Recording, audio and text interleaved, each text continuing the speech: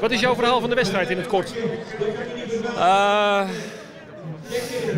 Ja, starten, proberen ritme te vinden, lekker lopen. En dan na 10, 20 kilometer kijken hoe het gaat en of we kunnen versnellen. En genieten van de loop en van het mooie weer. Ja, prachtige omstandigheden. 30 kilometer werd wat zwaarder, veel wind tegen gehad. Viel tegen. Ja, weersverwachtingen waren gewoon heel goed, windkracht 1. Dus daar verwacht je niet veel van de wind, maar dat vond ik erg tegenvallen. Vooral wind tegen, dat leek wel windkracht 3-4 voor mijn gevoel. En met de winst was ik eigenlijk niet meer bezig. Daar ging ik eigenlijk wel toch vanuit stiekem. Zeker na 2 kilometer en je voelt dat je met z'n tweetjes vooraan loopt. Dan hou je daar eigenlijk niet meer zo mee bezig. Maar meer met de tijd? Ja, meer met de tijd. En lekker lopen, krachten sparen en toch doorlopen. 2:27, had je dat ooit kunnen denken of dromen? Nee, ik zei net tegen iemand anders die me interviewde.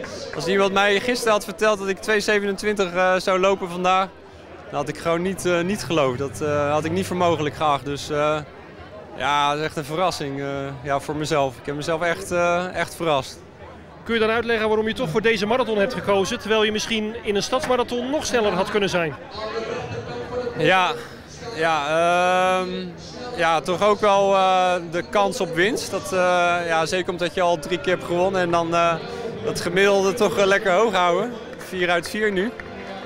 Ja, heeft er mee te maken. Plus de mensen aan de kant die je dan toch kent. En dat geeft toch extra stimulans. Mooie parcours, veel onverhard. Sommige stukken leken echt op een cross-country. Ja, dat spreekt me gewoon allemaal aan. Maar ja, uiteindelijk nu zo snel heb gelopen, dan denk je van jeetje, echt een snelle marathon. Ja, wat kan je daar dan lopen als je daar echt goed aan de start kan verschijnen. Ga je dat ooit nog een keer doen? Want je hebt gezegd van ik ga na de kustmarathon ga ik toch eigenlijk afbouwen. Ja, heb ik gezegd. En daar blijf ik wel bij. Ik hou 1 slag om de arm. We hebben straks de kustmarathon in het najaar. Die hoop ik mee te lopen. Hopelijk kan ik daar goed en fit aan de start staan. En hopelijk kom ik daar goed en fit uit. En dan misschien 2 weken daarna marathon van Amsterdam. Want heel veel mensen die de kustmarathon lopen, die combineren die marathon, die lopen daar nog vrij goed. Dus dat is eigenlijk de enige kans die ik dan mezelf nog gun of geef. En ja, we zien wel of dat gaat lukken en hoe dat uit gaat pakken.